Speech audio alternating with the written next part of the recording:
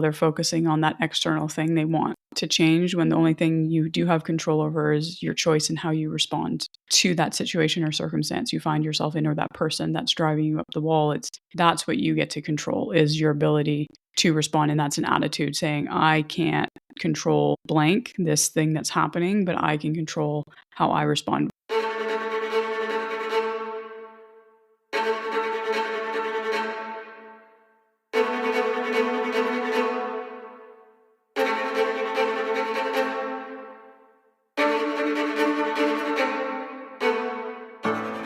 And I just actually read this and I thought it was a great analogy to help explain this, is if you're looking at a picture, like you're in a movie theater and you're watching a picture and you don't like what you're watching, you don't start screaming at the screen. If you had the option, you'd go back to the film room, swap out films, and then create a new picture. And that's the analogy for you get to control and change within yourself what's going on within you. And so that's changing the film, and then you get a new picture.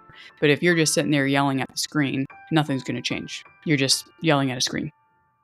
What I call optimal performance actions, like really identifying what are the actions that you have to take consistently and repetitively to set yourself up to be able to perform at a high level. Focus on yourself, focus all your energy on you and what you can change within you, not on the things that you have zero control over, or even if you have half of, like 50% control over. Again, always direct it to what you have full control over, and there's usually going to fall under one of four categories, which is going to be your thoughts, your actions, your attitude, or your effort. And if you put your focus into those things, then you're going to see change. This is Alone and Unafraid. Welcome back to Alone and Unafraid, where we explore the intersections of everyday life, mental health, and mindset with ordinary people who have or are now facing incredible challenges. My name is Thad King, and I'm your host. We've got our co-host with us today, the one and only Tyler Huckett. Hi. What's up, buddy? Oh, nothing. Let's get into it. So today we've got a very special guest on this episode who's all about unlocking peak performance mentally and physically. Kate Allgood is here with us today. She's the CEO of Quantum Performance Incorporated, mental performance coach who's worked with top athletes from the NHL, the NFL, UFC, Supercross, motocross, and other professional leagues.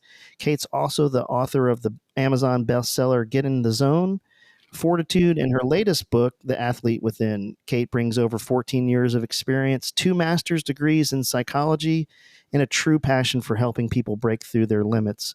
From being a top-ranked hockey player in Canada to coaching elite athletes across multiple sports, Kate's journey is nothing short of inspiring.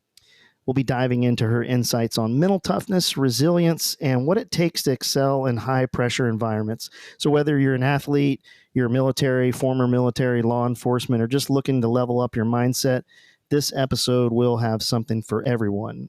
So without further ado, Kate, welcome to the show. No, thanks so much for having me. Kate, you are originally from Canada, Ontario, Toronto, I guess, specifically, right?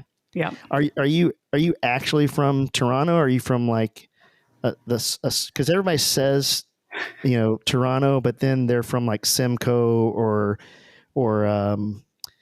what's the town just to the southwest of Toronto? Hamilton. Are you from Toronto proper?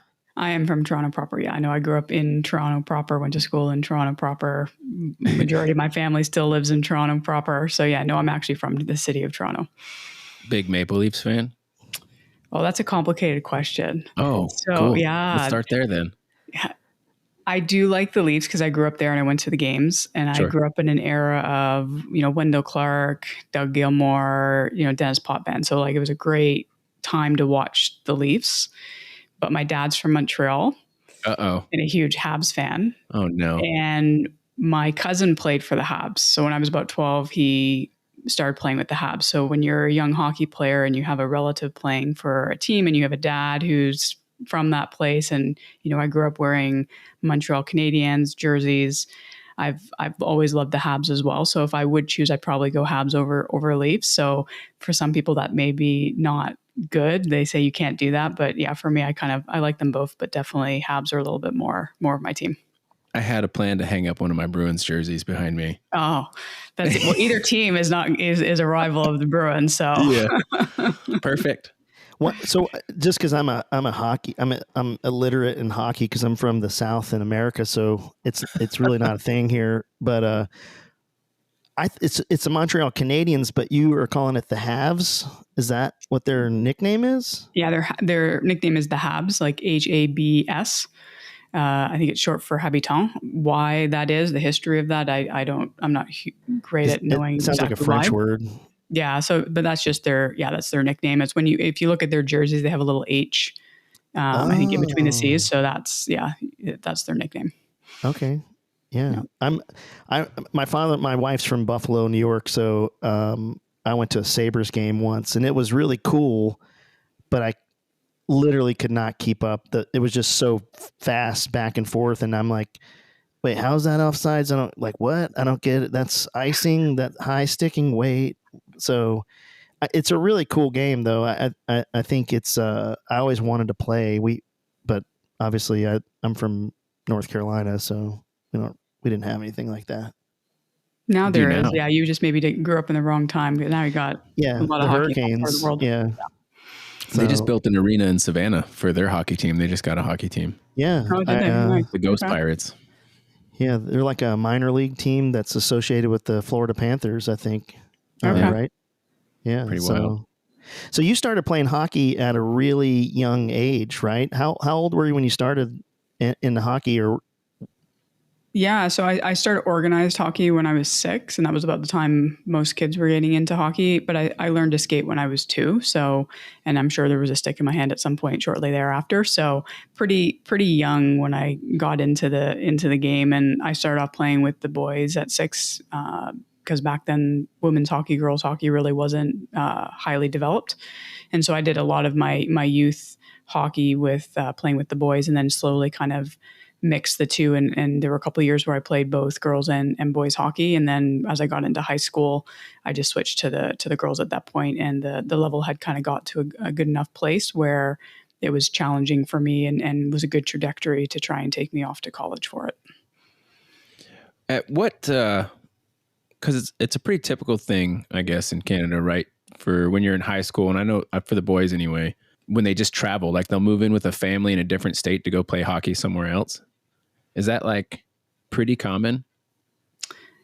For boys hockey? Well, you're just for hockey in general, right? Because I heard about that. I was reading a book or whatever, and I didn't know that they would travel and go live with another family for an extended period of time to go play hockey for other teams. Yeah, the billet families. Yeah, so that's pretty pronounced, like very common for if you're playing juniors for boys. For women, girls hockey, not quite so common. Okay. I think if you're coming from a place like maybe Southern California where you don't have that many teams or that level of competition, you may go off to a prep school or something like that. But then that's different. So you're not living with another family. Right. For anybody who really grew up in Toronto, you don't really have to go anywhere because it's such a huge hub of hockey. Sure. Unless you were probably playing junior A. It's that kind of junior A, maybe junior C, where if you do go to the WHL or the Quebec Major Junior League, where you might start living with families. You'll be teenagers, but that will be the boys. The women, we don't do that. Oh, okay. Yeah. So you played hockey all through high school. How did you make that leap, or what was that like for you going from a amateur to into the professional side? What did that look like for you? Into the professional side or into college, or kind of that whole path? The whole thing. Like what was, because I'm hockey illiterate. So when you guys say WHL, I know the NHL, but that's about where I'm at. Yeah, the guys are very different than the girls were back, especially when I was playing. It's pretty similar now, I guess, even for women playing. But so for me, it literally goes, you play, kind of minor hockey, youth hockey, you play, and then in high school, you're kind of playing what would be considered a junior level hockey for a team. And so these teams are generally comprised of, other players who are probably going to go off to college to play, and you may travel a little bit. But again, because I was from Toronto, there's so many teams within Toronto or just even the outskirts of Toronto that you don't really have to travel very far to get highly competitive hockey. So we didn't really, most people travel to us. And then you generally go off to university. A lot of people from Canada go to the States. I think more and more maybe are sticking a little bit back in Canada, but the challenge is NCAA can provide scholarships. Canada does not provide scholarships. So that's usually a point where people might make that decision. And then when I was playing, you kind of came out of, college, and then there was a pro team you went and played for, but there was no draft. There was nothing that exists today. It was really, they wanted you, you go and you play, but you weren't getting paid. If you were on a good team, maybe your equipment was being paid for, and maybe getting a little bit of money for meals on the road. But other than that, you weren't really, it was professional, but it wasn't in the sense that it is right now with the PWHL. So very, very different. And again, pretty much maybe the farthest you traveled from Toronto was maybe Montreal or Ottawa, because again, everything is right there. I think there was a team in Minnesota and maybe Calgary. So yeah, I guess you did go out that far, but it was very, kind of rare. So there's some big changes going on in women's hockey then? Huge changes. So last year, I think it's, and don't quote me, but I think it's the owner of the Dodgers ended up deciding to buy kind of the professional league that somewhat existed and has made it an attempt to make it a real professional league. So the players are getting paid. There's teams in Ottawa, Montreal, Toronto, Boston, New York, and Minnesota. And somewhat reflective of the original six then. Somewhat reflective, except for Minnesota. Yeah. And Minnesota just won the championship back in the spring. So, but yeah, they're going to start back up, I think, here in November, where they got, full slate of team, like home and away. I said they're getting paid. Minnesota plays out of the same rink that the Wild play at. So it's a huge leap forward for actually like being able to make a living, playing hockey. They don't get paid the same as like the NHL, but they're getting paid decent equivalency to like AHL level, Sure. kind of players. Yeah. That's pretty rad. That's cool. Mm-hmm. Do you still get on the ice every now and again? And I do. I'll be playing tomorrow. Oh yeah? Yeah. Once a week, I usually still get out there. And like, you just like check somebody right into the, what do they call those things? The glass? Yeah, we all have to work, so no checking. Yeah, no one's getting paid. No one's getting I'm thinking paid. like at my age, I would really like to play hockey, but then the day after would just be abysmal. Like all my joints would hurt. It looks painful just thinking about it. Yeah, but if your body's used to it, and we're not, again, it's different than the NHL. Like we're not out there to hurt people, especially like I play more of a friendly pickup now where, someone sets up the teams and we're all there just to have some fun and good skate. You're not getting too heated. I have played adult, hockey, like kind of what they call beer league. That sometimes can be, if you get a little bit of some people with a little bit of heated emotions, there can be a little bit more roughness, but there's no checking because again, we all have to work. A lot of the guys will wear full face masks. I wear full face mask, mouth guard. Like, you got to still show up the next day to work or you got kids. So yeah, no checking. Do you remember Trevor Weaver? Mm-mm. He was, I'm asking Dad. He was a captain in Alpha Company. Vaguely, yeah. Yeah. So we played in Savannah. There was this roller rink, and we'd play like roller hockey, right? And so there was a couple people that would go out and play pickup games every Thursdays, and like Saturday we'd play at night. And he played in the minors before he joined the Army, and he'd been playing hockey his whole life. And he came out to play with us one night, and he didn't have a full face mask. And a puck chipped up right into his mouth in like the first 3 seconds of him being out there, and chipped his front 2 teeth. And he'd played hockey forever, and had a full set of teeth throughout his whole time playing hockey. And he played for 30 seconds with us and lost his 2 front teeth. It was pretty funny. Yeah, that. I have a good family friend. Like I said, my wife's from Buffalo, so all of her folks are up there, and her friends are from there, and they play like in a beer league, and it's really cool to watch them get out there and do it. So I applaud you for still getting out there. So when you were, work with through your college years, and how did you see the path to where you are today back then, or were you on that trajectory and you knew this is where I was going to go, or what made you get into, mental coaching for athletes at the level that you're working at now? Like what was that path like for you? Yeah, no, absolutely. No, I did not know when I was playing that this was the path I was, kind of setting myself on. I knew sports, the world of athletics was something I think I would be a part of. That was, something I'm very passionate about and I've always loved, but it definitely when I was younger, it took a lot of different forms. I think I thought I'd be a sports agent at one point, a gym teacher. When I first graduated from my undergrad, I actually did more physical training and biomechanics training with athletes. So I think it was a slow kind of merger of I did my undergrad in psychology. And so I did take some sports psychology classes in my undergrad and I loved psychology. I loved the mind and it was definitely a passion. But coming out of undergrad, I just was kind of done with formal education. So I took some different paths. I even did a year of Oriental medicine school, so acupuncture and things like that, just again, merging the mind and body and trying to help people perform at a high level. But then kind of found a 2 master's programs that worked for me where I could do them together. And so that kind of merged me back into the psychology and working with athletes. And so I think when I was, out of school and doing a little bit of work, I realized that there's just so many people doing physical training with athletes in a lot of different shapes and forms. And mental training was a lot less prevalent and known. And I just saw that as a really important thing for athletes and a little bit of a missing space. And I felt like I could do something with that.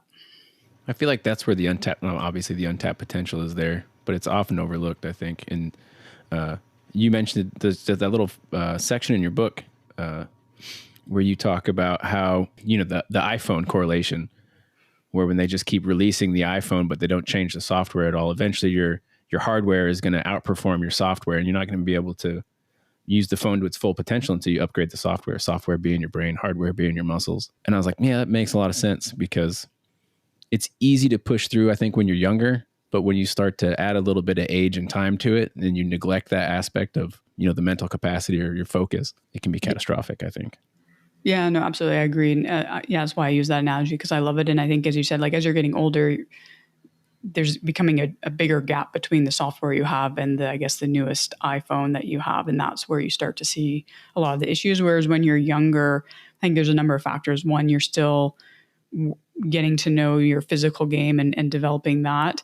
And I think at the same time, people who maybe are a little bit ahead at that point, can still get away with just the physical attributes. But then obviously eventually people start to catch up, or as you go higher up, everyone starts to physically be pretty equal. And if you don't have anything between your 2 ears that differentiates you or helps you to stay focused to deal with everything that's going to come your way, you're going to start seeing some of those issues. Yeah, I think there's a lot of parallels at least in the special operations community in the American Army, and I'm pretty sure the CSOR, the Canadian Special Operations Regiment, I think they're doing it too, where they have kind of moved to a model. It probably, I'm guessing, late 2010, somewhere in there. We kind of moved to a model of performance enhancing with not only physical stuff but mental stuff, where they started to line up some psychologists and some elite athlete people like you, mental coaches, and brought that over into the military side. And that's how I was on your website, and you have a thing for TASE testing, and I actually have my results here from Oh, the nice. last Yeah, time. that looks familiar. Yeah, and I tell you that this test is it's kind of an eye opener where you think you are and where you really are. And for me, it was a really, really good example, or not example, but a litmus test of where I am mentally. So I wanted to kind of start with the concept of responding versus reacting. How do you define the difference between those two, and why is it critical for athletes and high performers to master the ability to respond instead of react? Yeah, it's a very good question. I guess first, maybe define react, because I think there's obviously a good form of reaction in athletics in terms of your physical body being able to what we call read and react to a play. In this instance, I'm talking more about, maybe you have a challenge or there's some type of stimulus that you're having to deal with. And the ability to respond is saying you are making the choice of what you are going to do, say, think, or act in that moment versus kind of maybe your emotions or a thought process getting you to react, not in a way that's going to align you with performing at your best or start to really throw you off from where you need to perform. So that's really the difference, is you want to be able to respond, to be able to see whatever that is, and to then to be able to make a choice to stay detached from any thoughts or feelings or emotions that might come up because of a stimulus, and to be able to then make the choice of what you're going to do. Yeah, I think a lot of that can translate into the professional work play. It doesn't have to stay with just in the series like you were talking about. It could be anybody with in a corporate job or I think you can apply that that lesson. What mental training techniques or exercises would you recommend, or what do you do, or can you give us a little teaser of what you do as a coach to help people respond under pressure and to respond versus react? Are there any things people can use to do that as far as like an exercise or anything? Yeah, no, there's a few things that I do with clients to help them with this.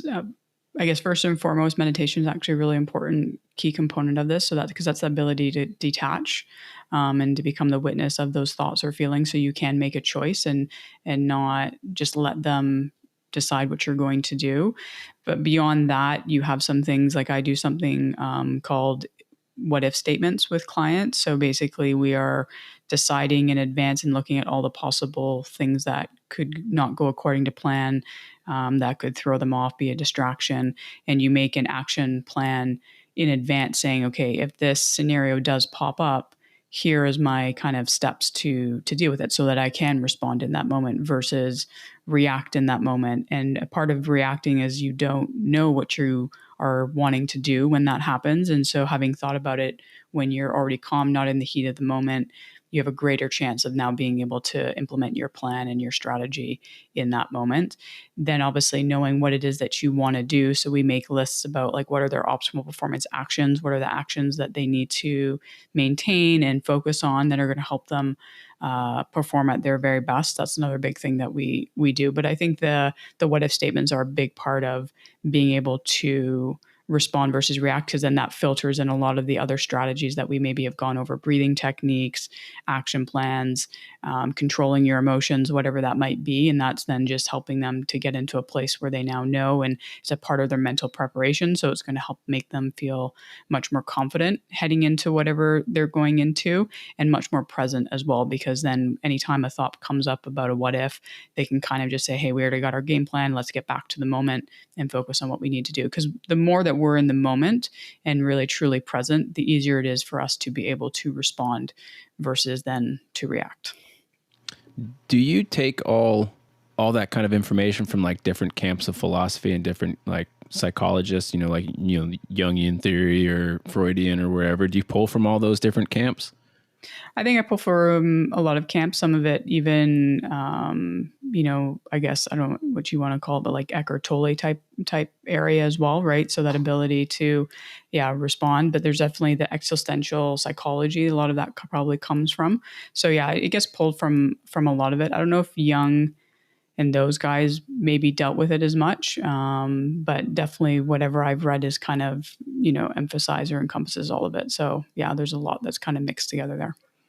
So do you have any techniques that you use to or you tell these high performers or athletes, or do you do teams as well, like a large professional team? Have you ever coached a whole team of folks, or do you usually work one-on-one with folks? Yeah, majority of my clients are one-on-one, but I was the coach for the San Diego Gulls for 4 years, which is the AHL team for the Anaheim Ducks, and then did a little bit of work with some of the players up there, especially the ones that had been down with the Gulls and then moved up. And so I just continued that work with them. So yeah, no, I went in and I worked individually with the guys, but then also did some team presentations and worked with the coaching staff. So I was in there pretty frequently over that time period. Are there any common triggers for reacting emotionally, and how would one recognize? Because full disclosure, I am a emotional reactor. I do it. I mean, I will high side and go into outer space over tick turd things. Is there anything that we can do to recognize those triggers early? I definitely say a big trigger usually for people is things they cannot control. If you look at the world of sports and specifically hockey, things like referees or coach's decision or maybe getting hit in a way that you didn't like. So those are the things that kind of, can definitely trigger people. I think a big part of it is it comes from a proactive standpoint, the ability to monitor yourself and to be aware of when you are creeping to that level where you may turn into more reacting versus responding. If you're already, I use a lot of scales with my clients. If you're already, let's say on a arousal scale, a 10 out of 10, and this thing happens, or you're at an 8 out of 10 and this incident happens, you're probably going to react, right? Because you're extremely high. And so my work with clients is really how to help them to know where do they need to be in terms of that level of emotion. And obviously emotion and sports kind of go hand in hand, but there has to be a controlled element to that and an optimal and ideal level for each person. And then figuring out where they need to be and help them. Everything we do is drive them to that ideal level because they're going to be in a place where they can probably manage and be aware of themselves so that they can then make choices versus react. And that comes back to what I said with the meditation is your ability to make a choice is to create that detachment and to just witness whatever thought or emotion may want you to react, and then to be able to make that choice based off of yourself and not that thought or emotion.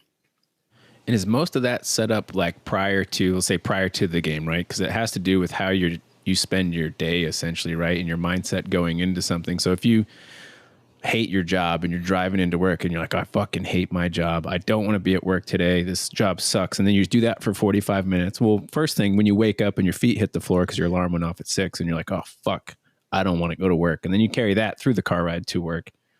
You've already like pre-gamed the negative. Yeah, you've emotion. already set yourself up to just react. Like, oh yeah, you get that first email and you're like, this guy's an idiot. You know what I mean? So I think it like... It's just me every day. Him and I are the opposite at work. That's funny, but you're correct. Yeah, that's how proactive you have to be, and that's what a lot of high performers do understand, right? They set the tone right from the get go. They've put themselves in a place before their feet hit the ground when they're coming out of bed, right into a place of how do I want to enter today, not how does the day impact me. I'm making a conscious choice to, be present, to have a certain type of energy, maybe feel, a certain level of gratitude, whatever it is that's going to work for them so that they enter now the day in that place. And then, how you're talking to yourself, how you're managing your energy as you go through the day is huge. Because if you're in a different mindset heading into that first email, you probably won't go down that path of what you just said. And then if you don't, the rest of the day is totally different compared to if you react to that first email, like the rest of your day is just going to be one big reaction to every other thing that kind of comes at you. So that's, you have to be extremely proactive with it. If you're doing it or trying to do it just in that moment, and there are skills you can do in that moment, but if that's all you're trying to do, you're not going to be very successful at it. You got to prime it, as I said, from the moment you're putting your feet on the ground. And that's one of the things that you do in your clients, right? Is energy management. I think that's what I kind of heard, kind of vectoring in people where they're going to put their energy into what things is that something that you work with folks with? Is there things that you like energy drains that you see really common throughout high performing individuals? You're correct. I do. Energy management is definitely a big one. Where are you placing your energy? It is finite. So you only have so much energy. And if you're placing it in things that are draining your energy or just wasting it, then you're not going to have it for the key moments. You're not going to maybe have the energy you need to, in a key moment, a critical moment, be able to manage yourself and to not react in that moment. And so I totally forgot what your second part of that question was. So you're going to have to repeat that. I do energy management. What was your second question? Yeah, the second question was, is there a common thread where you see in high-performing individuals where there's this common energy drain where high-performing individuals put mental energy into something or emotional energy into something it's just common, you always see it? Or is every individual that you work with different? I mean, I know they are all different, but is there a common emotional or mental energy drain that you see across the board? Yeah, focusing on what you cannot control. Obviously, what that looks like for each person is different. It could be a social media thing, it could be the coach, the GM's decision, a teammate, um, Your something that boss. just happened, your boss, like something that happened 5 minutes ago, technically can't control that anymore, right? So, worrying about the future, can't control the future yet, right? So, all of these various things you can't control. So, the undertone is you can't control it, but obviously, how it looks is different for each person. I think that's for me the things that I can't control, only because where Tyler and I came from in the Army, it's kind of about being planning and being in control as much as possible, because you're going into a chaotic environment that there are, for lack of a better terms, you've got to have your stuff together or people can get killed. And I think there's a lot of parallels with professional sports and athletes, although nobody's dying, but we're talking about winning. And so I think those two things are very closely linked, where what happens though is when you can't control things, that's when that anxiety kind of, at least for me, really creeps in, because I want it to go a certain way. It's not going that way, or I've got a dingus that I work with that just cannot get this thing right. And then I've got to fix it the whole time. And, in my head, I'm like, I want this guy to get his stuff together, or I want the management to see that this guy doesn't have his stuff together. Can we please do something with him? But it's completely out of my control. And so, but then I end up stewing on it all day, and it just mentally drains me. By the time I get home at 5, I'm physically tired.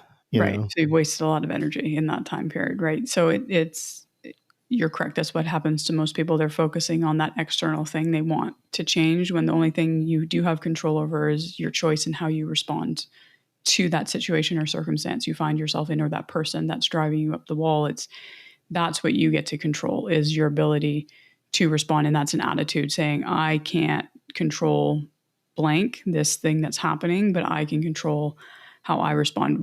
And I just actually read this and I thought it was a great analogy to help explain this, is if you're looking at a picture, like you're in a movie theater and you're watching a picture and you don't like what you're watching, you don't start screaming at the screen.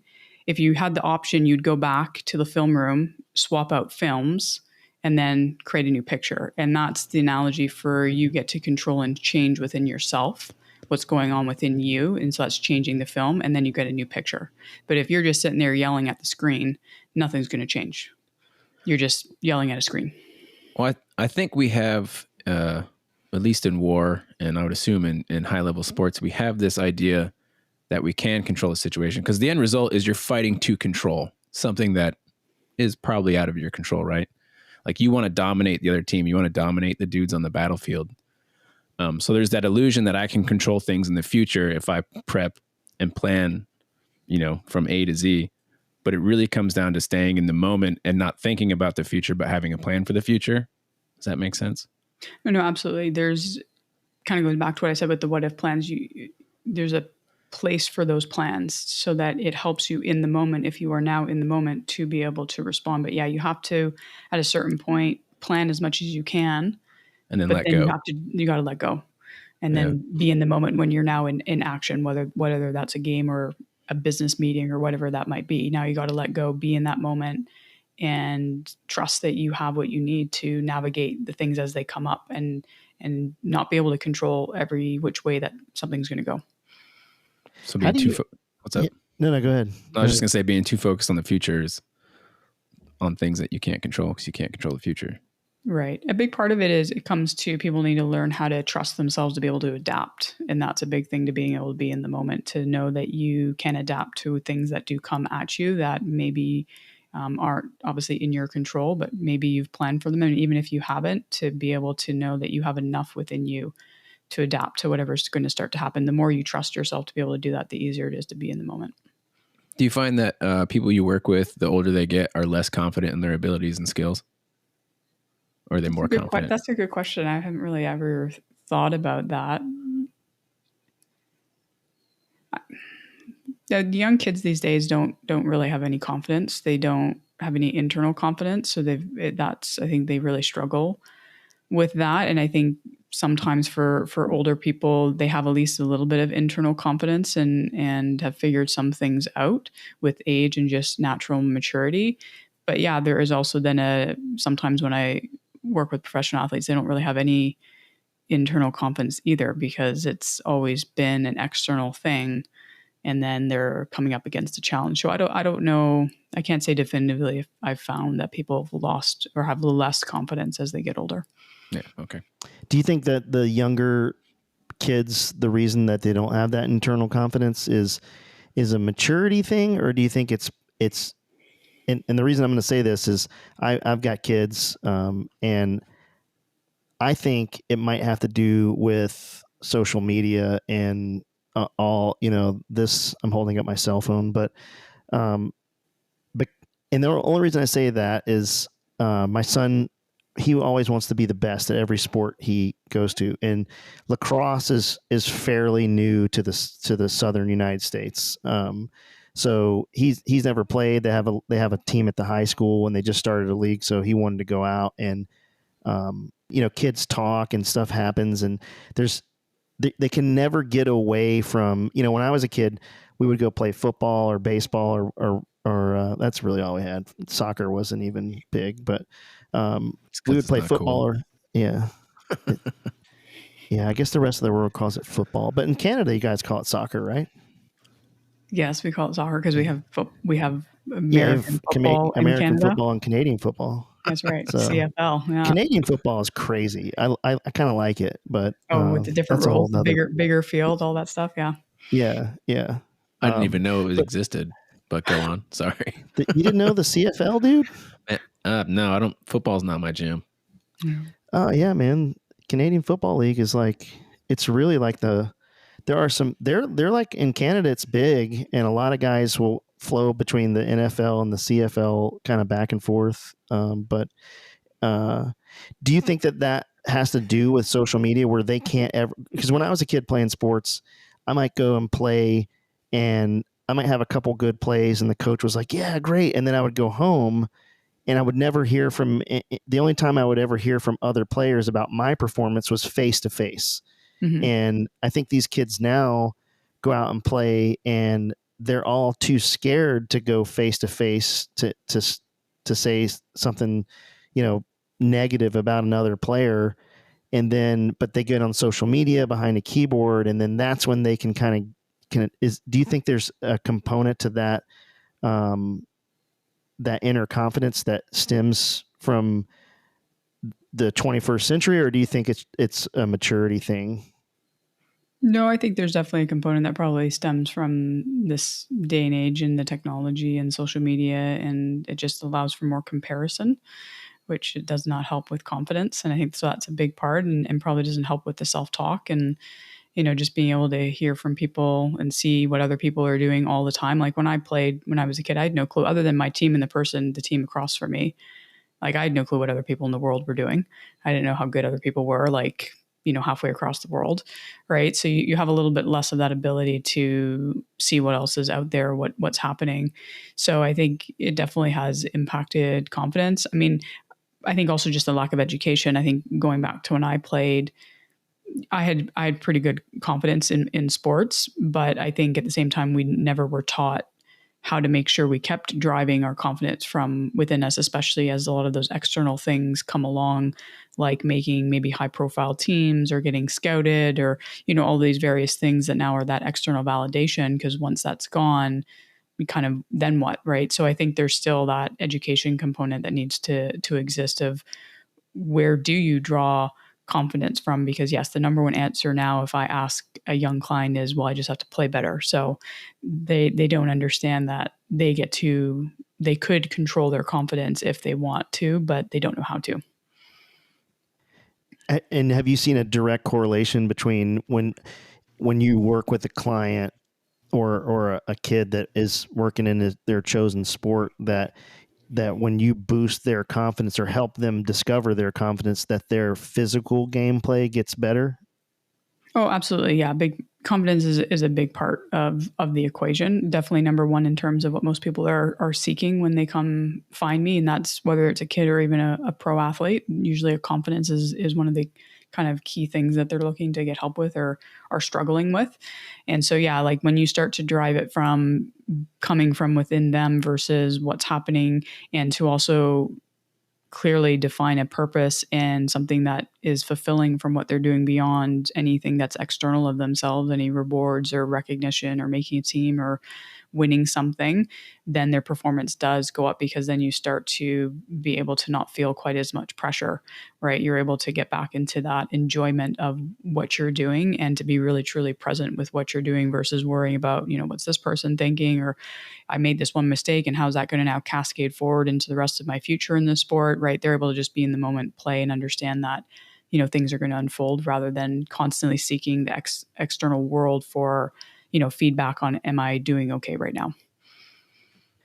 Yeah, I think that's the biggest problem with social media, from a kid playing hockey in Canada to, the, and if you do this, I'm sorry, but the folks that take a picture of this is like my number one thing to rail on, but the folks that take a picture of their meals, like, and Like then they at post Applebee's. it. Yeah, but then you post it like, look how good I'm eating, and then I'm eating Chef Boyardee or whatever. I don't really eat Chef Boyardee anymore, but You but stopped yesterday. yeah, I like those. Not the raviolis, the beefaroni. That's the good one. But but you see that and you start comparing yourself, and like something in the back of your head is like, this guy's eating a gourmet meal and posting on social media, and I'm over here eating peanut butter and jelly or whatever. And then you start comparing something that probably doesn't exist anywhere. And I think with it's so easy to do with athletes, because I see it in my kids when they play, because I'm a big proponent of my kids. I said, you got to play a sport. You can pick whatever you want, but you got to play a sport. You need to play a team sport, and then an individual sport. And if you don't like it, the next year you don't have to play it anymore. And I see it all the time, because they compare themselves to so many other kids. Instead of enjoying playing the game to play it, they're just worried about impressing the people to the left and the right of them, which, I mean, it's always been that way to some degree. I just think it's on steroids now with social media. No, exactly. It's always been there, right? Just on a smaller scale. So yeah, it's become a little bit worse with the social media, and a big thing why to keep, I guess, social media away till a certain age, till you're, I guess, in a good headspace where it's not the issue. But I mean, to be honest, it's also a problem even at the pro level. Like I've worked with pro athletes where social media is a part of what they need to do. That's just a part of the package of being a pro athlete, and it's hard for them, because it's, how do you post and not, maybe read a comment or, whatever it might be, or see somebody else doing something else that you're thinking that should be me, right? So it's still there even with the older, I guess, athletes, the professional athletes. So it's definitely a beast that's kind of made it hard for athletes. Yeah, I think I tend to do that even with podcasts. I go and I look at other folks' podcasts and like how many downloads they get. Mm-hmm. And the problem with that is we live in completely different worlds. Our audiences are different. We're a long form podcast where we'll talk for an hour and a half, 2 hours, however long. And we have really high retention rates though. So whereas you look at other podcasts, they might run a 20-minute podcast and they've got big numbers, but you're fighting over attention span. And so I think it's really important to never compare yourself. It's kind of just about being better than you were the day before or tomorrow or whatever that saying is. Being It's better just than you about were being yesterday. better. Yeah, Better than Yeah. the guy next to you. Yeah. Yeah, just be better than your own. Yeah, and it's because part of it you always have to think about. There's always going to be someone who's quote unquote better than you, stronger, faster, more skilled, whatever it might be. But then on the other side, there's always going to be somebody who envies you or wants to be like you, right? So most people are just focusing on the one side, not realizing that we're all in this where somebody's always going to be a little bit better than us, and there's always going to be somebody who's wishing they were in our position at the same time. Did you have to learn all this stuff like the hard way? You know what I'm saying? Like a point in your life where you thought you were on a path to go somewhere else, and then maybe that just didn't go the way that you were hoping or expecting, and then you kind of dovetailed into this profession. I know we talked a little bit about it, but I don't think we like went down the rabbit hole. If you want to talk, I'm just curious. Yeah. From a professional standpoint, I mean, I took different paths, but it was never, like I worked with athletes on the physical side, and it just, I still, I guess, liked it. It's still like an interest in one sense, but it was really, I just realized what my passion truly was. And that if I was going to spend the next, decades, multiple decades doing something, that this was just a better fit for me and something that I want to do, and long term probably better for my body and overall health, just not pushing other people around and having to physically do something.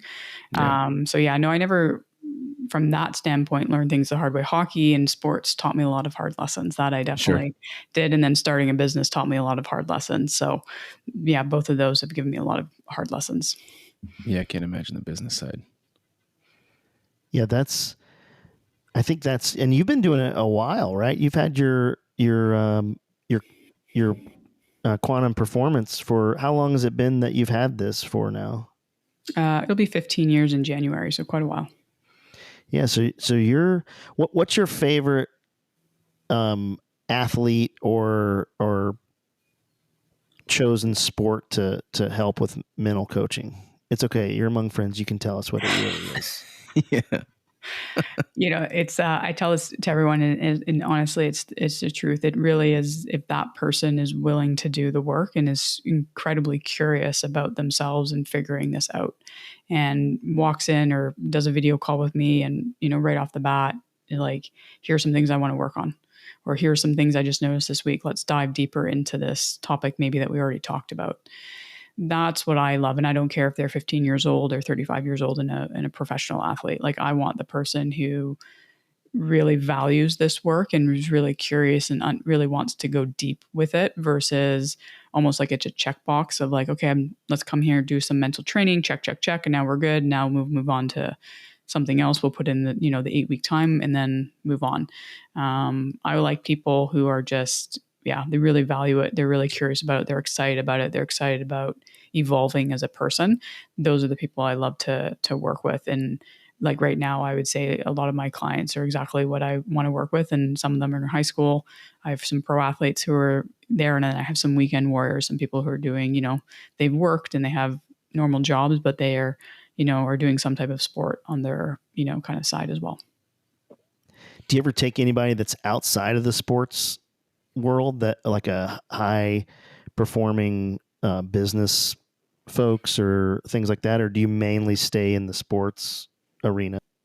Pun intended. No, I have ventured out. I've worked with some special ops. I've worked with some Navy SEALs, Marine fighter pilots. So I've worked in that arena, and then I've worked with some sales people, because sales is obviously kind of very similar, where it's very high pressure, very performance oriented. Yeah. So anything that's kind of very high pressured and performance oriented, there is definitely, people I've worked with. Just primarily, most of my clients have been athletes. Is it just you there, or do you have other people that work with you? No, it's just me. Nice. That must be nice. That's awesome. It is, yes. Sometimes, I'm sure. Sometimes not, Yeah. It'd be nice to have somebody else like, take the trash out. That's right. Or if something goes wrong and it's like you're the one that has to fix it, but I think probably the pros outweigh the cons. Yeah, I assume so. Do you have any 2-hour-long meetings with yourself where nothing gets accomplished? That's a good question. I'm sure. Yes, I'm sure sometimes that probably has happened where I'm like, let's figure this out, and then does not get figured out, and we're just sitting there. So I'll be like, all right, I'll take the dog for another walk now. Let's go. How do you? I've always really been interested in that. There are like performance coaches like you, and I think you're kind of a really valuable niche job. And then I see folks that are like life coaches, and I can't tell if that's like snake oil, because you have techniques that lead to a tangible outcome. We're trying to make you better at A, B, and C, or make these decisions, mental focus about, emotional management, react or respond versus react. And I see like life coaches, and there is a lot of them, and it's kind of an unregulated field, but you're it seems like this is a separate and distinct thing. We're talking performance oriented coaching is what you do, right? Yeah, no, that's correct. It's about performance. And you said, so there's things you're looking at to help them perform in. Obviously, yeah, I don't do life coaching. Obviously, sometimes life stuff does get brought into the conversation. And then life coaches, I don't really actually know 100% because I've never really looked into a life coach, but they're more focused on, I guess, someone's life, right? And just how to live their life in a certain way versus, yes, I'm 100% performance oriented. Yeah, that's super interesting, just because of all the things that go into that. Was I'm assuming that your psychology training has really helped you kind of develop this, right? Yeah, I mean, that's a big part, is getting that kind of the education in that part or that field. And then I think just, who I was, and being a pro athlete and being a high level athlete and having been in the similar shoes to the people I'm working with, really being able to understand what it feels like to be in high pressure moments, to be able to succeed in them, and then also maybe to not succeed in them. And I think that's an important component of the equation, because not everyone who is a performance coach was a high level performer. And so I think the ability to really know and have that empathy and know exactly what that felt like, and then obviously having, certain education, and then just continuing on with, informal education, and really trying to understand this and try and help my clients as best as possible is kind of what allows me to help them. You ever work with like any endurance athletes or anything on that level, like ultra endurance? Yeah, I've worked with some ultra runners, triathletes, Ironman. It always seems like anybody who goes that far, like a 200-mile run, might be running from some demons. Has there been? No, I guess is there a vast difference between athletes and professions?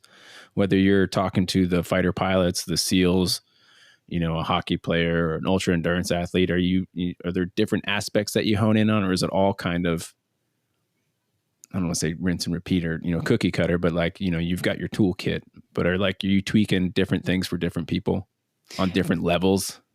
Yeah, it's like you have your toolkit, because there's only, in one sense, so many tools, but how they get applied to each person would be unique to that person, based off of themselves, and then based off of the context and what they're needing to be able to apply it. I guess a simple example would be okay, we'll just take breathing techniques, right? If you take all the different sports, the very nature of the sports would influence when and how you'd be able to use that technique, or how you need to do it for that person based off of how they generally react in certain situations. So that's, something where you have to take into account what is available to them and what does their situation look like, and then, take certain tools that would fit for that person and then apply it to that situation. Sure. Do you use techniques like visualization and kind of a mental rehearsal to achieve high levels of performance? And if you do, how do you integrate that into your coaching, or whatever techniques that you use? Do you use anything like that? Yeah, no, definitely. Imagery has always been a huge part of mental training for athletes. And so it can, definitely get put in different situations. Usually a lot of it will be pre-game or pre-competition, right? Kind of doing the imagery of an ideal performance for them. But I also have my clients kind of do it on a daily basis, just even 5 minutes, just because 5 minutes every day over time really does add up, and you can see different things, right? You can do some imagery around responding, kind of like what we were talking about before. How do you learn how to respond versus react? Well, you can do some imagery around, maybe some of those situations that would maybe typically get you to react, and see yourself be able to respond. And you want to do that not right before a game. You want to, kind of do that in advance of it, so that when you're about to head into your competition, you're seeing more of what you ideally would like to be doing and performing. And then again, depending on the sport and the time, after a mistake, and I always actually tell clients it's more of a slip than a mistake, but after doing something you didn't like to do, if you have the time, that's another great time to do some imagery. So if you, let's say, are a baseball player and you missed a ground ball, right in that moment when the play is done, you can incorporate it kind of in your resetting routine to imagine having executed that play properly the way that you would want it to. And that's a way to address it, kind of correct it without thinking about it and getting your brain into now analyzing about it, because you don't want that in that moment. That's not the time and place, but it allows you to kind of see it, park it, learn from it, now move on to the next thing you need to do. Yeah, so that's basically that mindset is going to impact your resilience and the ability to bounce back when you make an error, or you miss a field goal in the Buffalo Bills in the playoffs last year. Still love you, Bass. So what do you do for yourself to keep yourself on track? Like, what's your day? You have a daily routine, I would assume. Somewhat. I mean, because my client schedule is a little bit all over the place. It's not super set, but I do meditate pretty much every day. Maybe there's a day or two where I don't. Meditation for me is a really big thing. That's the thing that I've noticed to be the most impactful for me. And then obviously just working out still, getting the body moving is I think really always been an important thing for me, and getting out in nature, going down to the beach a couple times a week with my dog is always huge. And then I do saunas and cold plunges, because I think that's just really good for me, resetting, getting present, kind of being able to be really centered and really tap into myself. And when you're doing your meditation, are you using like guided meditations? Are you at the point where you're like comfortable with sitting by yourself and guiding yourself through a meditation? Yeah, I'm now comfortable doing it by myself, and because I'm doing usually about anywhere from 60 to 90 minutes of meditation. 60 to 90 minutes? Yeah. That is so impressive. Yeah. I try like 10 and I fall asleep. That just means you're tired. Yeah, that's just sleeping, Thad. That's not meditating. Tired. That's just you going to bed. Well, I get up I tried this thing where I got up at 5:30 and I tried to, meditate, and man, I'm out. Or then I'd try it in the middle of the day and I'd fall asleep. And 60 to 90 minutes. Holy moly. That's so awesome. I'm like super jealous. I've done that little app with the yellow dot? Headspace? Headspace. I've done Headspace quite a bit, and I'll pick it up every now and then and I'll do it. And, I can get through 15, 20 minutes of all right. And I feel pretty good afterwards, but man, 60 to 90. Do you recommend any yourself apps or anything, or do you teach guys or folks how to do that, or how do you meditate? So I do not get my clients starting off with 60 minutes. Like that was, that took a long time for me to get to the place I am now. And a big part of it came out of the pandemic, when you had lots of time to. You were in California, right? Yeah. During that time? Yeah, I was.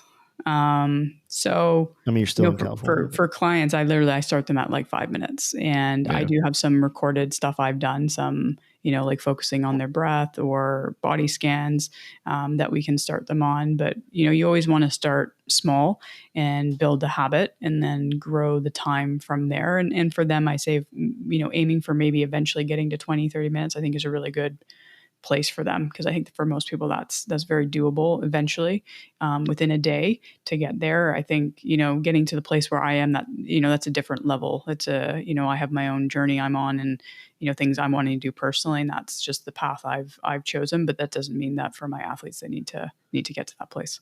Well, it's a skill, and I think people, when they think about meditation, they're like, "Oh, I see this little skinny vegetable eating person in the park sitting there meditating, right?" And they're just like, "Oh yeah, I can do that." And then they go in for 4 minutes, like, "Well, I couldn't stop thinking, so it's dumb, and I'm never going to do it again."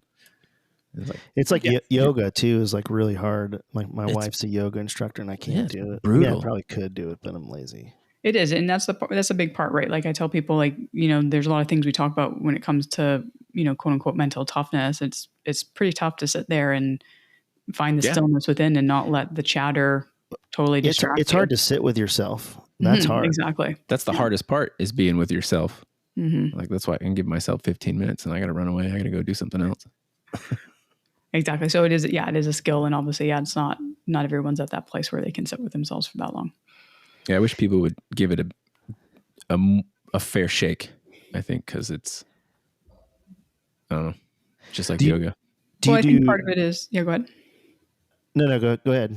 I think part of it is always you got to find the reason and find the reason that matches that person. So like with my athletes, like one of it, I can say it's going to calm you down. And absolutely, like that's, one of the, definitely the benefits of it, but it's been shown to be the best way to train your attention. And as an athlete, your focus, your attention is everything. It's what's going to allow you to perform up to potential or not. So for me, that's the way I angle it for them. And I think anything where you can help them to buy into why you are doing it, definitely is always going to help somebody actually end up doing it and starting small and building it from there and being there to help guide them and answer questions as things come up, because it happens all the time where a client will come in, we've started meditating, they're like, I think I'm doing it wrong. Like my mind just wouldn't stop. I'm like, that doesn't mean you're doing it wrong. So I think that's where it is. If you're not, kind of maybe getting that feedback or help guidance through it, then it's definitely hard. You're going to maybe stop at some point because you think you're doing it wrong. What about with anxiety? I'm assuming you have players and athletes that come to you with high levels of anxiety, anxiety worrying about the future of events that are yet to come. What do you recommend for helping control anxiety? Is it meditation still the go-to for that, or is there any other things folks can do to kind of stem that? Yeah, no, I'll just clarify. So for me, my work with that area is only in the realm of performance anxiety. If they have other anxieties, that's not my... Yeah. I guess I should clarify, like anxiety about the game.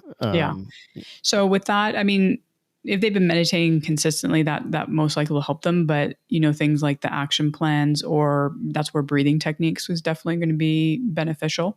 Something that's actually very specific to help kind of bring you from a sympathetic to a parasympathetic nervous system, right? Really calm you down. That's going to be probably more beneficial in that moment if they're like leading into their competition and they're starting to get a little bit worked up and a little bit nervous. The breathing technique would be the more appropriate thing probably in that moment. Is that like the deep breaths in through your nose and blowing out hard with your, from your diaphragm?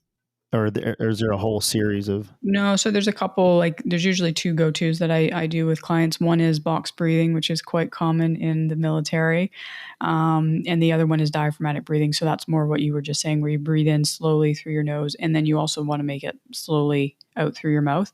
But more specifically, you want to make your exhale twice as long as your inhale. So if you breathe in for 4 seconds, let's say you want your exhale to be 8 seconds. That's really the important part, is that doubling up on what the inhale was, because that really pushing it out is really helping you to kind of almost calm you're really drawing it out. And that kind of breathing it helps send a signal to your brain saying you're okay, you're good, which helps you to kind of calm down. That's awesome. I'm going to start doing that. Yeah, I got to start doing a lot more. Yeah. I feel like I need to book you after this podcast. But so so you've written 3 books. Did you just one day were like, I'm going to write a book? Like, how did you, I mean, cause it's not a small thing. We have a friend of the pod that he's about to release a book, and it was a long road for him. And we have another friend of ours, Nick is working on his book, and then Adam just released his book. So how did you decide to write a book? Did you always want to write books that are centered in your field, or did it just one day you said, yeah, I'm going to write a book? Probably closer to, one day I just said, I'm going to write a book, but I've always been a little bit better with the written word than speaking, especially when I was younger. It was really, I think it was hard for me to formulate, good thoughts and be able to articulate them. And so writing provides obviously a lot more time to, pen it out and think about it and refine it. So that was always a big thing. And then, a big part when I started in the, industry, and there was no social media and all that kind of stuff really actually didn't exist. This was a great opportunity to, kind of promote myself, have something to take with me when I did, speaking engagements at local youth organizations, and just a lower price point. So if somebody maybe was thinking to work with me, right, they could go buy the book, kind of see what my philosophies are, what my thought process is like, get a little bit of an understanding of me, and then maybe that would be something that would help them, see if I'm a good fit for them. So that was kind of the reasoning behind the first one. And then, just as I went along, right, you get more ideas, more things you want to share. And this last one definitely was a longer journey for me than the first two were. And they are very, I mean, partly because they're a lot shorter books too, but this one just, it was really a culmination of everything for me. And so it was definitely a little bit more of a grueling process for me. So it'll be a while until I probably maybe pen out another one. So let's talk about the latest book. It's called The Athlete Within. Can you just give us, Tyler just got the book. We unfortunately didn't. We got it. You got it what, yesterday morning? Yeah, it came yesterday. Yeah. Can you give us a little synopsis of what the book is about and how it can help folks? Yeah, I guess the best way to articulate how it is just kind of from the way that I structured it. So I structured it into really three parts. The first part is knowing yourself. The second part is choose your own way. So kind of going back to what we've been talking about, respond versus react. And then the third part is present. So it really was, me at this stage taking everything that I've really learned and saying, like, this is when I've been working for, I think, well, when I wrote it was probably, 13 years I've been working. And, what I just kept seeing over and over and over again, and seeing really the key pillars of, what needs to happen for someone really to get to that next level. It kind of got broken down into those three pillars. And then obviously there's things within that. So, knowing yourself, especially for athletes, a big part is knowing yourself beyond being an athlete, and understanding that, when you get to know who you are, and your value isn't disproportionately based off of your athletic achievements. And that could be said for anybody. You're going to ultimately be a better athlete because you're going to feel less pressure, less nervous, less negative thoughts, right? You're going to be less hard on yourself. So a lot of the things that get in an athlete's way stem from their value primarily being seen as how well they do in their athletic endeavor. And then really being able to identify what are your strengths and what are things you need to focus on that are going to help you. So going back to what I call optimal performance actions, like really identifying what are the actions that you have to take consistently and repetitively to set yourself up to be able to perform at a high level. And then, choose your own way goes back to what we've been saying, learning to respond versus to react, and to have a certain type of mindset that's going to help you to do that. And then presence is obviously being very present. So, going into things like attention and flow state and your energy, and what kind of energy you need to really be in that presence is kind of that final part. Yeah, that is, I think there's a lot of parallels, because especially in the military and law enforcement community, your identity kind of takes on your value as a human is tied to your job. And so I think there's probably a lot of parallels. And I would imagine in the pro athlete world, one day when you get told that you get injured, or, you get an ACL or meniscus tear and you're done, there is probably some serious psychological issues of losing that and transitioning to other things, because it happens in the military all the time, and for cops too, when they are no longer a cop, or they're no longer a soldier, and then on Friday they're in the Army and on Monday they're not. There's a lot of, you've got to find yourself, and I think that's the struggle, is knowing who you really are, not tied to how well you how your stick skills are, if to use my hockey repertoire. No, you're correct. To dig deep into my hockey bag. Yeah. It can be very hard if a pro athlete or high school or college athlete has not thought about who they are, or how they're developing as a person through this experience. Because the injury is definitely one of those big disruptors that can, if you haven't really thought about it or know that, it can be obviously very difficult for somebody. So it's one of those things where to start thinking about that earlier than later, really, really important, because eventually, one, it's going to help you with that transition whenever that transition comes, because it's going to come at some point. And number two, it will actually make you a better performer in whatever you're doing, because you don't see yourself anymore as just this one faceted thing, and that your value only comes from how many pucks you put in the net, so to speak. So it's really an important thing to be able to do, whether an athlete, military, even someone who's in the business world, right? Because again, that transition is going to come at some point where you're no longer that lawyer or that doctor or that banker or whatever it is that you are going to transition. And so making sure that you know that anything that you do is not who you are. The way that I put it in my book is that you are a human being, not a human doer. And so anything that you're doing is just a hat you're putting on for a temporary period of time, and you will take that hat off at some point. The way you have it laid out, presence being the last, is because is the idea that that's kind of, if you work, on your inner self, and then you figure out what you can manage on your own, the things that you can control versus the things you can't control. Does that all lead to just being present in the moment type deal? Because that's something I struggle with. It's something a lot of people struggle with. I think it would probably help, but I think maybe I put it as the last one because it's the hardest one. That's maybe why it ended up going there. Because within that part, I really broke it down into kind of attention, flow state, and energy as the really key pillars to presence. But I think those other things, everything kind of does flow into that. So even though their parts are going to help you be more present as well. Yeah, that's a thing I think we all struggle with is I fight with myself to be more present, but in that moment, I'm just fighting with myself to be more present, and then I get distracted by something else. But it's probably because I haven't done the work prior to.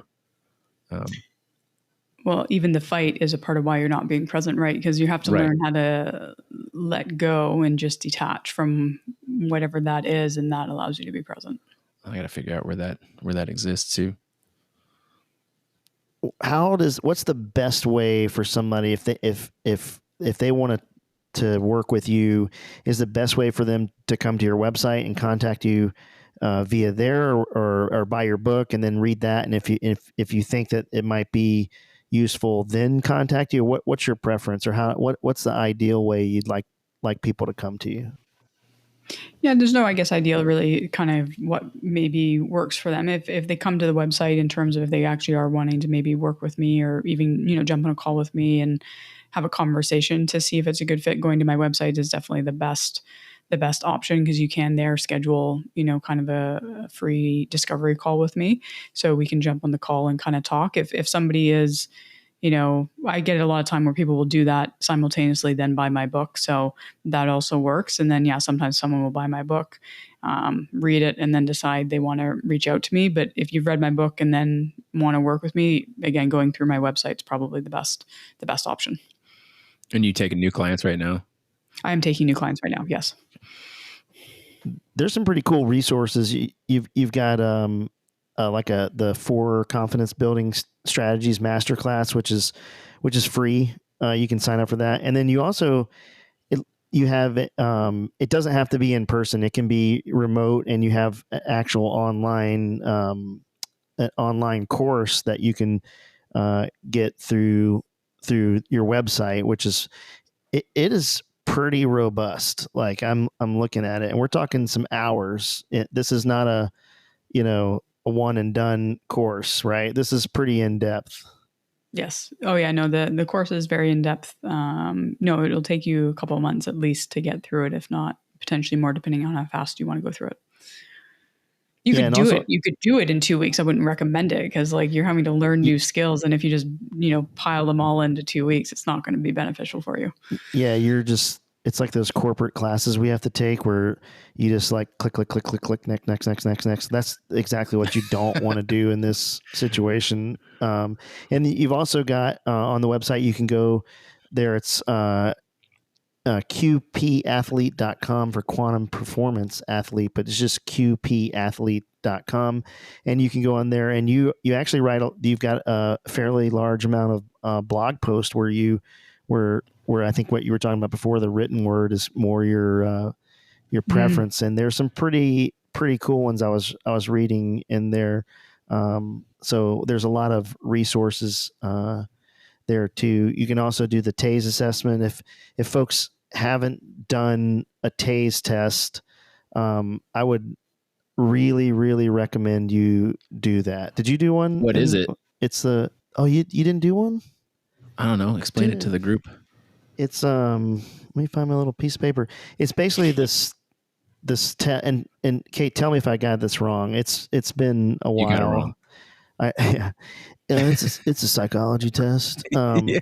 It basically has all these categories, like a bunch of them, like awareness, and then it goes into external distractibility. Are you analytical or conceptual? Internal distractibility, action focused, or these might just be mine actually. No, that's for everybody. Those categories. Okay, Oh, information you think you hold process. the corner on all those? No, Those are no, all like stat. Excuse me. so I'm like a high performer. when you get the taste thing though, it gives you like a little printout, right? And it'll have like a grayed out area, and the grayed out area is like the national average, right? Or It's a comparison group, so you can change the comparison group depending on who you're wanting. If you're wanting to compare yourselves to somebody. yeah. So they can have all this set up. So some of those, you want to be, if you score higher in the percentile, it could be better or it could be worse depending on what Who you pick. Yeah, like they have one in there. This is a good one. Is control and self confidence, and then it kind of tells you basically where you plot out to that peer group or whoever was the people you were. We did that in like 2014 or 15. Yeah, right? that's you did it. Yeah, okay. I'm pretty sure you Yeah. did it. A long time ago. And then like here's mine, self-critical, right? That's part of the job. What do you think I scored in self-critical? How high were you on self-critical? I am not kidding. I'll show you. 99.9% percentile. All right. Is that bad? Yeah, dude. Yeah, that's like you're the same way. I guarantee you. Look, can you see that? No. I cannot see. Oh, wow. Yep. 99.9. 99.9 in self-critical. Oh, you're an emotional reactor too. I can see that. Yeah, I told you. I'll tell you that right now. I will go off on tick. So that's why the whole respond versus react was a big thing for you. You are a reactor. Yeah. So those are real questions. Yeah. These are like stuff I deal with. So So the self-criticism is basically how hard you're on yourself. The higher that is, the more negative. So I haven't seen the rest of it, but that would be one of the starting places with you. If I'm anybody I see that high, self-talk, inner dialogue, number one thing we're going to be probably looking at. Can you even fix somebody that broken? Yeah. Well, this is old. This is more work. This was 7 years ago is what this one's from. So okay. Yeah. So things could have changed. No. Yeah. I'm not in the Army anymore. I've I still, I've gotten better. I work with them daily on it. Yeah. Yeah. Oh, this is a good one. Orientation towards rules and risk. You high on that one? Yeah. 98 percentile. Therefore, rules are optional to you. Yeah. That's also a fact. Yeah. Mm-hmm. Like that's it. This is pretty accurate. I think I'm telling you, if you are listening to this and you've never done a TASE assessment, contact Kate, go to Quantum Performance, QCathlete.com, and just if you want to just see who you really are, like take this thing, because it'll I showed my wife this and she was like, oh my God, that's you. Like they pegged you. I will say that about the orientation to rules and risk means you're also very innovative, right? If you think about anybody who's very innovative, they don't, rules are somewhat of an optional framework to work off of.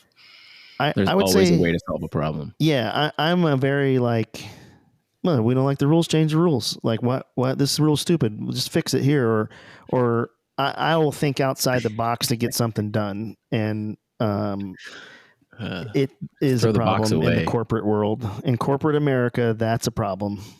Yeah, I'm that guy. So I'm curious, which one is your highest one between awareness, analytical, and focus?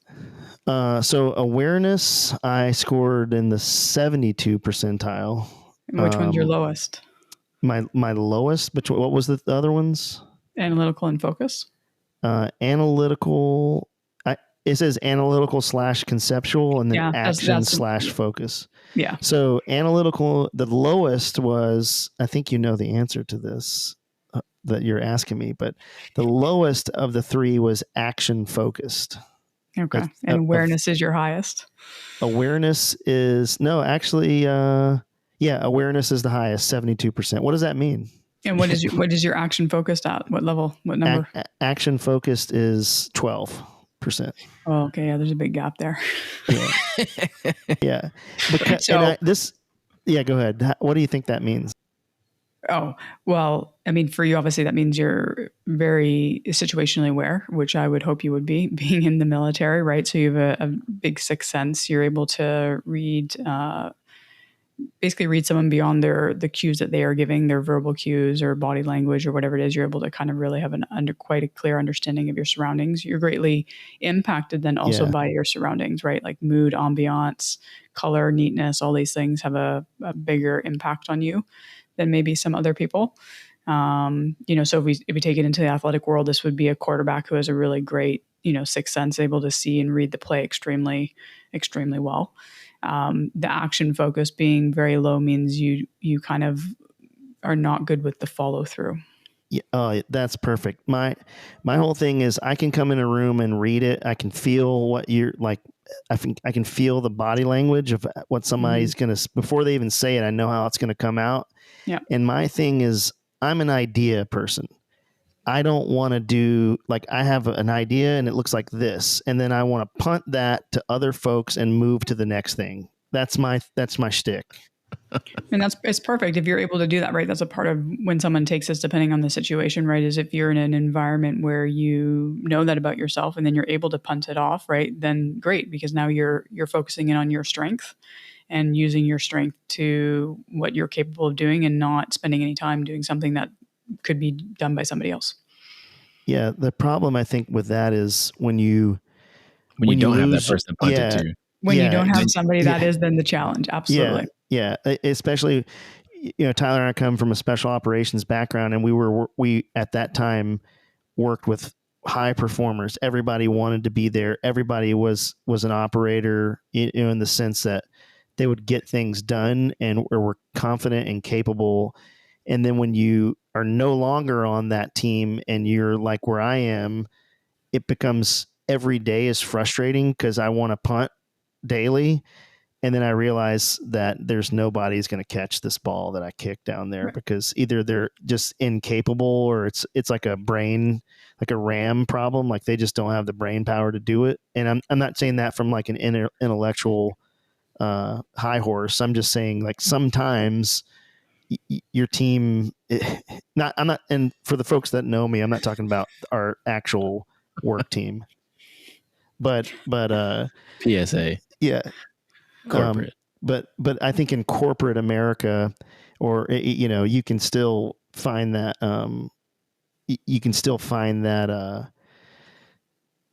there's just sometimes people don't get it. So I would encourage everybody to just, like, now I'm super excited because you should do this. Sign up for that. Yeah. We should go sign up and do them again. Is it something you have to pay for? Or is it just like, hey, questionnaire, and it prints it out automatically to your email or something? No, yeah, you have to pay for it. But someone can work with me, like do an in-depth one-on-one coaching program with me, or somebody can pay to take it and then have me do like a brief overview of it with them and give them kind of like ideas of what they need to now maybe go do, but they're going to have to go then do it on their own. So that's awesome. There's different options. Yeah. I think especially, if you can't do the whole thing or you got the book or whatever, that sounds like a great, like, I'm going to do it. Just because I want to know, because I know there's a lot of stuff I need to work on, right? And I'm at that point in my life where I gotta fix it. This just vectors you into where your focus areas, where you need to work on, and I think it's a great tool, and you can do it with Kate. Just go over to the website. You can go to the TASE assessment, and you can read. If you're not familiar with it, you can read about it, and then schedule a call, and then she'll hook you up, and you can be awesome. And this is not, the TASE is not like a quick thing. This isn't like a 15-minute. I remember it. I feel like it takes a little time, and you've got to be honest with yourself. It's kind of garbage in, garbage out. If you fake the funk and write what you think you want to hear, you're not going to get anything out of it, or it's going to be skewed, right? It's not going to be a real representation.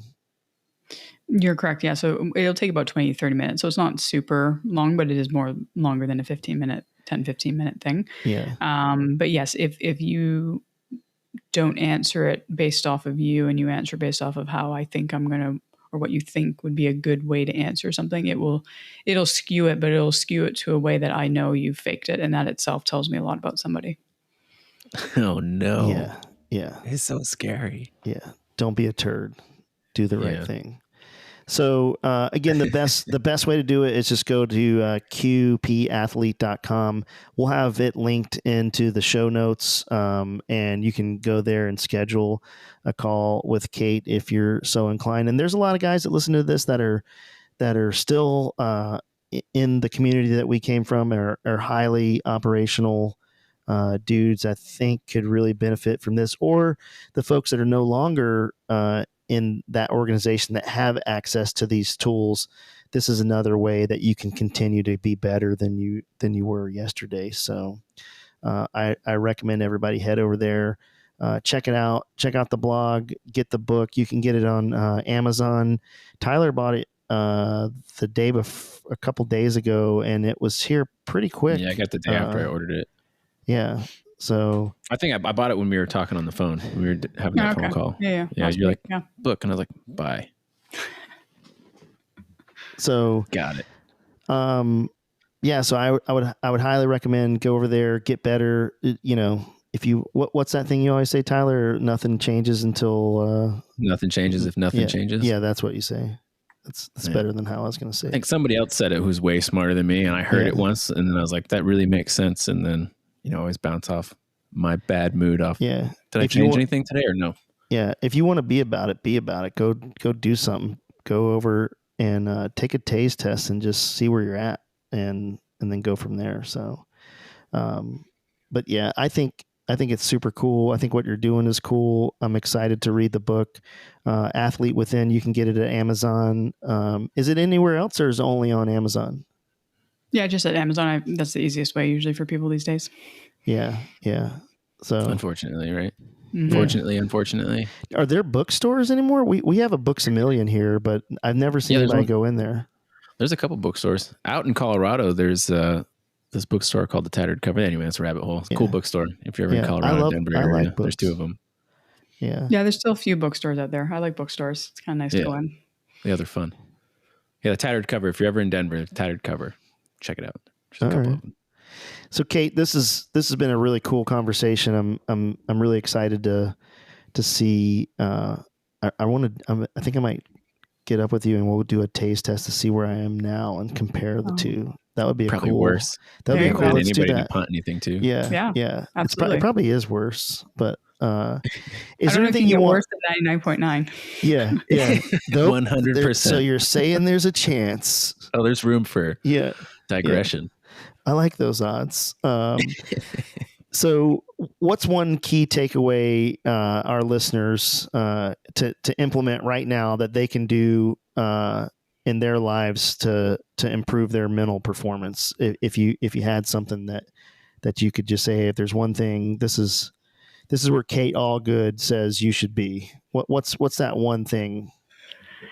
Just based off of our conversation, the thing that comes to mind is, focus on yourself, focus all your energy on you and what you can change within you, not on the things that you have zero control over, or even if you have half of 50% control over. Again, always direct it to what you have full control over. And there's usually going to fall under one of four categories, which is going to be your thoughts, your actions, your attitude, or your effort. And if you put your focus into those things, then you're going to see change.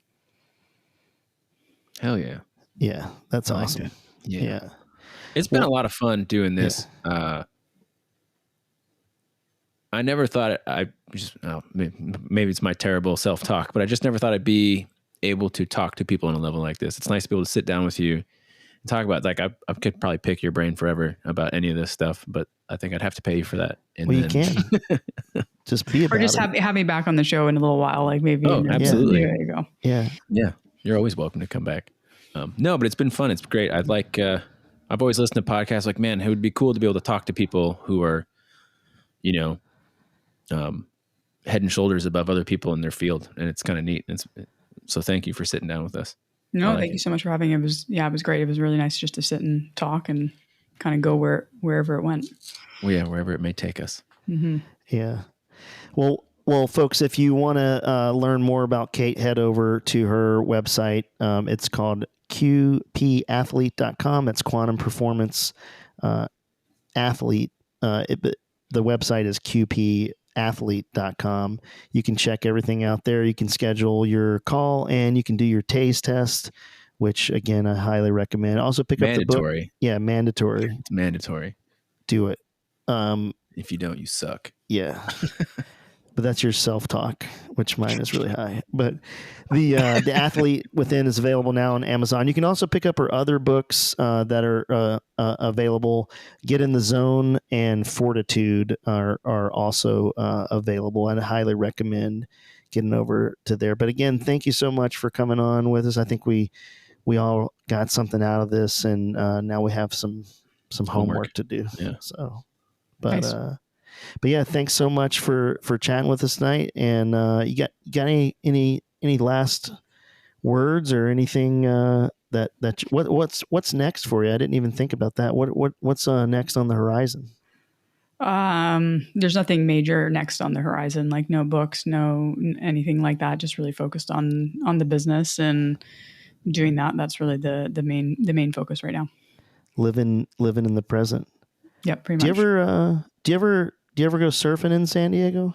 You ever been I'm surfing? not much of a surfer. I'm not huge with the idea of sharks and jellyfish and stingray. It's not really my thing. I grew up in lakes and around lakes, so the ocean is a little not something. Yeah, I saw saw a 10-foot shark the other day. Big old shark the other day. We like flew over 100 feet from a surfer. Yeah. Excellent. No, we're good. We're good. Yeah, I see that, and I'm like, I'll go like belly button deep in the ocean for about 5 minutes, and then I'm out. I grew up surfing. I as a kid, I remember. I mean, I'd have sharks swim right past me, and it kind of freaks you out. But you're in their world, so. Anyways, I just thought being in San Diego, you might get out there and surf every now and again. Self-preservation is high. Yeah. Yes. Yeah. No. I stay on land. Yeah. Land mammal. Well, thank you so much for chatting with us. It was really good. I really enjoy it. Let's do it again. We should do a live TASE breakdown. That would be cool. Okay. Or maybe it would be horrible, but it would be kind of cool. Yeah, we could absolutely do that. Yeah. I'm game. You could break us both down, and then we could have action plans, and we can read again when I totally failed it. We could, do both of you and how you guys work together as teammates, right? How your assessments kind of gel together. You can do it that way too. Mm-hmm. All right. Yeah, perfect. Let's do that. Yeah. Let's do that. Right. Well, I really enjoyed this conversation. Again, guys, qpathlete.com. Pick up the book, The Athlete Within. Kate, thank you so much for chatting with us tonight.